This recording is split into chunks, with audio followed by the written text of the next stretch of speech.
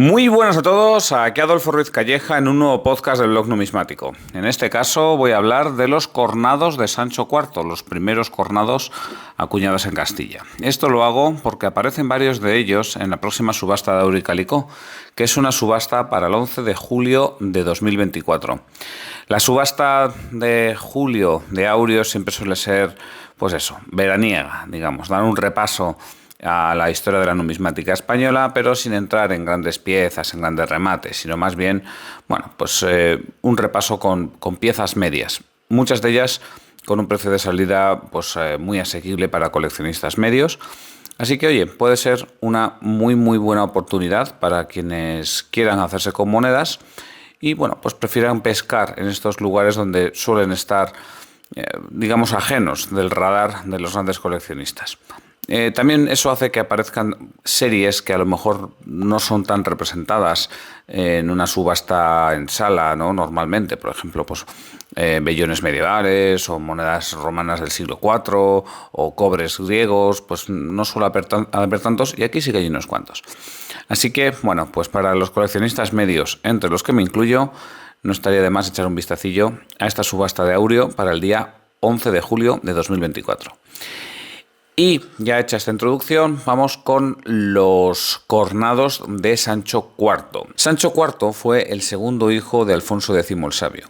A pesar de ser el segundo hijo, fue quien le sucedió en el trono porque, bueno, pues su hermano mayor, Fernando, el infante Fernando, falleció en una batalla, concretamente una batalla en Ciudad Real contra los benimerines, ¿no? Contra, digamos, los andalusíes que venían desde el norte de África. Bueno, esto supuso un problema muy importante de legitimidad, porque según el derecho popular o tradicional castellano, lo que se venía haciendo, cuando fallecía el hermano mayor, la corona pasaba al segundo hermano.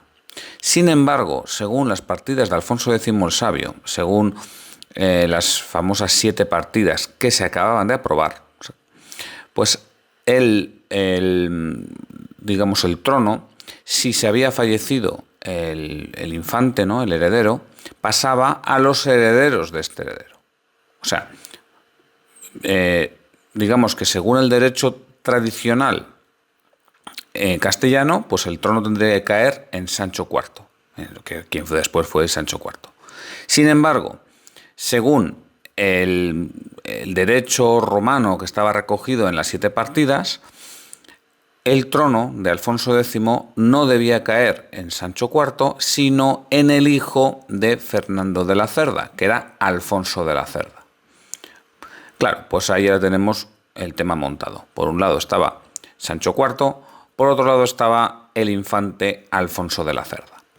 Por cierto, ¿por qué se le llamaba esto de la Cerda, ¿no? Porque no parece, digamos, el apodo más bonito. Bueno, pues al parecer es porque Fernando de la Cerda, es decir, el primogénito de Alfonso X, tenía un lunar así con unos pelos muy fuertes, ¿no? Parecía una crin. Entonces, por estos pelos, pues se le conocía así popularmente como Fernando de la Cerda, que la verdad es que es un mote bastante feo. Pero bueno, él y su dinastía se les llamó los infantes de la Cerda. Bueno, ya dicho esto, vamos con qué es lo que ocurrió. El caso es que aquí habría un problema de legitimidad porque había 2 personas, Sancho IV y Alfonso de la Cerda, que reclamaban el trono de Castilla a la muerte de Alfonso X el Sabio. Bueno, Sancho IV se adelantó a los acontecimientos y organizó una rebelión en Castilla antes de la muerte de Alfonso X el Sabio. Eso fue en 1282 cuando inició esta rebelión y continuó la rebelión hasta 1284, que es cuando falleció Alfonso X. Claro, a Alfonso X no le hizo ninguna gracia que su hijo se rebelase contra él, ¿no? Porque él lo que pretendía, Alfonso X, era en buena forma dar ciertos territorios a Alfonso de la Cerda. Pero claro, Sancho IV no estaba por la labor y buena parte de la nobleza castellana tampoco. Esta rebelión tuvo también su implicación numismática, a lo mejor podemos ir sobre ella en futuros artículos y podcasts, pero bueno, ahora nos quedamos con que en 1284 fallece Alfonso X, Sancho IV estaba en Ávila y va directamente a Toledo para que le proclamen rey de Castilla. Y así fue rey de Castilla y la verdad es que estaba apoyado por buena parte de la nobleza. Le vino bien que su padre falleciese, porque iban menguando los apoyos que tenía, pero ya cuando falleció Alfonso X, pues eso, la mayor parte de la nobleza castellana apoyaba a Sancho IV. Aquí es curioso porque entonces cuando él se vio con el trono más o menos afianzado, se vio que estaba apoyado por muchos, pues entonces quitó privilegios a los nobles y aumentó los impuestos. Esto es una cosa un poco curiosa, ¿no? Cuando él era un rey débil, pues entonces los tenía que tener contentos a los nobles que les apoyaban. Pero él ya cuando se vio fuerte, lo que hizo fue quitar estos privilegios y recaudar más dinero. Digamos, en términos actuales sería una política más confiscatoria, una política más centralista. Y esto tiene su sentido, más allá de que, bueno, sea más moral o menos moral, tiene su sentido, porque en los primeros años del reinado de Sancho IV fueron realmente complicados, pero verdaderamente difíciles. A ver, por un lado tenemos a este infante, Alfonso de la Cerda, que no estaba en Castilla, estaba en Aragón, estaba protegido por el monarca de Aragón, y en 1284 pues hubo incluso intentos de mandar ejércitos desde Aragón y desde Francia, o sea, los dos reinos, para Castilla, para, digamos que a la fuerza, imponer que fuese Alfonso de la Cerda el rey de Castilla y no Sancho IV. Sancho IV, que por cierto había sido desheredado por su padre, por Alfonso X, y había sido excomulgado por el Papa. ¿Vale? O sea, le apoyaba la nobleza castellana, pero fuera de Castilla no tenía muchos amigos. De hecho, tenía, yo diría que ninguno. Esto cambió en 1285, porque ahí ocurrieron las famosas vísperas sicilianas. Es decir, el rey de Aragón, ya sabéis que se metió en Sicilia, invadió Sicilia, y bueno, pues ahí, claro, Sicilia era parte del área de influencia, de nuevo en términos actuales, ¿no?, de Francia y del papado. Entonces, claro, aquí fue Francia y el papado que también, pues pidieron ayuda a Castilla y básicamente dijeron, bueno, vamos a llevarnos bien. Ya este tema de la legitimidad, este tema de Alfonso de la Cerda nos da un poquito igual, vamos a ver si nos podemos ayudar. Bueno, pero estas ayudas también suponían un coste, ¿no? Estas ayudas para llevarse bien con Francia. Y también con el Papa, porque el Papa que le había excomulgado a Sancho IV era el Papa Martín IV, que falleció en 1285 y vino otro papa que era Honorio IV. Entonces Honorio IV sí que le dijo, oye, mira Sancho, que yo te quiero volver a traer a la iglesia, vamos a olvidarnos de esto de la excomunión, te volvemos a introducir en el seno de la iglesia, pero obviamente eso no es gratis. Obviamente tendrás que dar un dinerito a la iglesia, ¿no?, al papado. Entonces, claro, pues digamos que mejorar esas relaciones internacionales, que eran muy importantes para Sancho IV y para Castilla, pues eso suponía un dinero más que considerable. Así que, bueno, digamos que esas serían las relaciones con los reinos cristianos o con, digamos, la Europa, ¿no? Pero luego están las relaciones con los benimerines. Los benimerines que ya habían sido muy fuertes en época de Alfonso X. De hecho, bueno, habían conseguido matar, ¿no?, a Fernando de la Cerda, el hijo de Alfonso X. Y estos benimerines, en cierta forma, habían apoyado a Alfonso X en contra de Sancho IV. O sea, digamos que luego ellos dieron el apoyo, pero para seguir fastidiando a Sancho IV. Entonces, claro, eso era un ejército muy fuerte que venía en el sur y que podía cruzar el estrecho de Gibraltar en cualquier momento. Por lo tanto, hacía falta tener una flota castellana, digamos, vigilante en el estrecho de Gibraltar. Estas flotas no es que fuese como hoy en día, que hay un ejército regular, nada así. No, esto eran flotas mercenarias y costaban una auténtica barbaridad.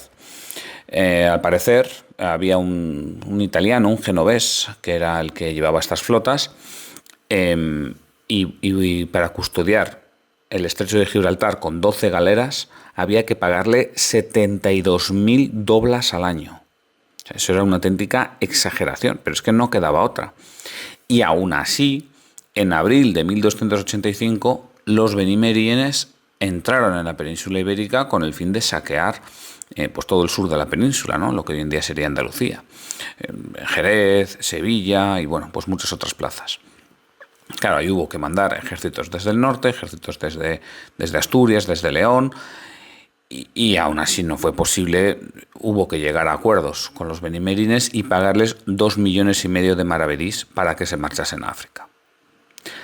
Entonces, bueno, pues esta es la situación que tenía Sancho IV en Castilla, pues en los primeros años del reinado.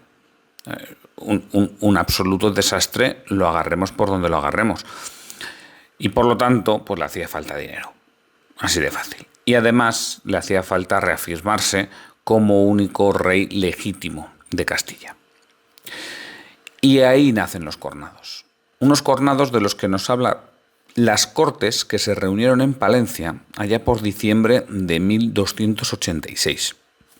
Estas Cortes, nos dice Manuel Mozo Monroy, que es uno de los autores en los que me baso para el artículo que acompaña este podcast y para este podcast mismo, pues nos dice Manuel Mozo que probablemente no fuesen unas Cortes como tal, sino que sería una reunión del ayuntamiento. Hay otros autores que sí que los citan como Cortes. Bueno, yo no soy quien para decir quién de los dos tiene razón, ni nada por el estilo. Las tomamos como Cortes en Palencia. E incluyen un párrafo que lo voy a leer. Dice este párrafo: Et otro sí tengo por bien que la moneda blanca alfonsí que agora corre, que fizo el rey mío padre antes desta que yo agora mando laurar, que se non bata a que compren e vendan por ella, así como fata aquí facieron en la valía desta moneda neua, que agora mando laurar hasta que ella por sí sea consumida. Et esta moneda que yo agora mando laurar, que la non mude ni la mingue e que esta corra en toda mi vida, así como prometí en Burgos. Bueno, creo que se entiende bastante bien el castellano antiguo. Desde luego se entiende mejor leído que oralmente, yo creo. Pero, bueno, creo que se ha entendido. Aquí hay 3 puntos importantes en este párrafo. Vale. La primera cuestión es que estaba indicando que se acabase de forjar, de acuñar moneda blanca alfonsí. Y a la vez que se continuase acuñando monedas con la misma tipología que ya se venían acuñando. O sea que se ve que Sancho IV ya había introducido una nueva moneda en Castilla antes de diciembre de 1286, porque está hablando de la moneda que venía labrando. Bien, y también indica que los alfonsíes, la moneda blanca alfonsí, corriese, o sea, tuviese el mismo valor que la nueva moneda que él venía labrando. Bueno, pues esto es bastante decir, especialmente para un rey que era Sancho IV, que siempre era muy críptico en los documentos, nunca dejaba las cosas demasiado claras. Y aquí pues no nos deja demasiado claras 2 cosas. La primera es cuál era esta moneda nueva que había introducido, y la segunda, cuánto era el valor de estas monedas. En cuanto a la moneda nueva que había introducido, vamos, es generalizado considerar que estas monedas son la moneda coronada, lo que hoy en día llamamos cornado. En cuanto a la moneda que introdujo Sancho IV, pues hoy en día es unánime considerar, y bueno, parece muy evidente, que se está refiriendo a la moneda coronada. Esta moneda coronada luego se llamó coronado y de ahí quedó cornado, que es como se le suele llamar pues habitualmente. Y los coleccionistas es como lo conocen, ¿no? Como cornado. Bueno, pues esta es una moneda que en su momento era una tipología muy nueva. Aparece el rey de perfil con una corona en el anverso y luego en el reverso aparece un castillo.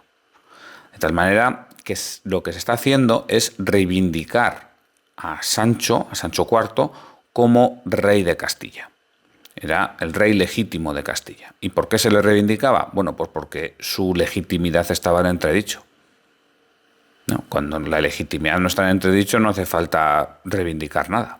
También vemos que, bueno, ya estamos a finales del siglo XIII, entonces la política, el Estado, si lo queremos llamar así, se vuelve más personalista. ¿Vale? Entonces, bueno, también encaja, digamos, dentro de estas ideas de la época, ideas que irían acentuándose más adelante, haciendo cada vez más, pues a lo largo del siglo XIV, no digamos nada, XV, XVI, donde aparecen ya monarcas muy bien retratados. Aquí en este caso, bueno, pues vemos cómo se van dejando estos símbolos de león y castillo para aparecer el rey coronado. Eso sí, aparece ese castillo heráldico en el reverso. Estos cornados hay que decir que no solamente los acuñó Sancho IV, luego quedaron como una moneda pues muy conocida en Castilla, ¿no? Su hijo Fernando IV no acuñó cornados, pero luego ya a partir de Alfonso XI se volvieron a acuñar cornados y luego con la dinastía Trastámara se siguieron acuñando pues hasta Juan II, o sea que hubo muchos cornados acuñados. Y además los acuñaron muchas tecas castellanas. Por ejemplo, en la época de Sancho IV, pues los acuñaron en Burgos, que tiene la marca de ceca B, en León, con la marca L, en Sevilla, con la S, en Murcia, con la M, en Cuenca, que hay una marca de un cuenco, en Santiago de Compostela, que sería una venera. Luego hay una marca que es una I, con distintas variantes, eso probablemente fuese Jaén, pero ahí no está tan claro. Y luego hay otras marcas que son puntos, dobles puntos, que si estrellas, rosetas, pues a ellas es muy difícil, ¿no?, identificar exactamente qué taller se están refiriendo. Bueno, muy difícil no, es, yo diría que imposible. Luego también aparecen, digamos, dentro de cada una de estas marcas de ceca o de estos talleres, aparecen diferentes variantes de cuños, variantes de leyendas pueden aparecer, puede aparecer unas estrellas o roeles o puntos. Es muy típico que aparezca una estrella de seis puntas en la parte de atrás de la cabeza del rey. No se sabe muy bien qué es lo que significa esa estrella. Bueno, no se sabe muy bien, no, es que no se sabe. Y probablemente no lo lleguemos a saber nunca, porque no hay documentación al respecto. En total, el catálogo Imperatrix recoge 73 variantes. Lo podéis ver online. Bueno, y más que aparecerán, ¿no? O sea, al final hay muchísimos cornados distintos y esto hace que sean, bueno, pues una colección muy interesante, ¿no? Ya no solamente cornados de Sancho IV, sino que luego se pueden ir a los diferentes reyes o incluso extendiéndolos a las distintas monedas de vellón. Es una colección que es asequible pues yo diría que por el gran público, porque son monedas que incluso estando bonitas no son muy caras y que es muy extensa, ¿no? A quien le gusta andar buscando variantes, fijándose en detalles, fijándose en pequeñas posiciones de diferentes elementos dentro de la moneda, bueno, pues que sepa que los cornados serán una gran fuente de alegrías para él. Bien, pues esto por ese lado, por el lado de lo que son los cornados, o iconográficamente, pero luego también hemos dicho que el tema del valor no está tan claro. Yo lo que he estado viendo ha sido que varios autores han hecho cuentas, y concretamente dos de ellos, Manuel Mozo Monroy, que es una de las fuentes principales para este artículo, y otro, que es Gonzalo Oliva Manso, que también es otra de las fuentes principales para ese artículo. Bueno, pues ellos han hecho cuentas y han llegado a la conclusión de que 10 cornados de Sancho IV equivalían a un maravedí de cuenta. Es decir, cada cornado equivalía a 9 dineros de la guerra. Por lo tanto, estos cornados equivalían a los novenes. O sea, un cornado es un noven, básicamente, para la época. Bueno, pues esto es lo que he querido hacer para esta introducción de los cornados. Se podría hablar más de ellos, probablemente volveremos sobre ellos en algún momento. Espero que os haya resultado el podcast y yo sin más me despido, no sin antes recordaros que la subasta de Euricalicó que se organiza para el día 11 de julio de 2024 está muy interesante y especialmente para coleccionistas medios puede resultar muy curiosa. Un saludo a todos y hasta pronto.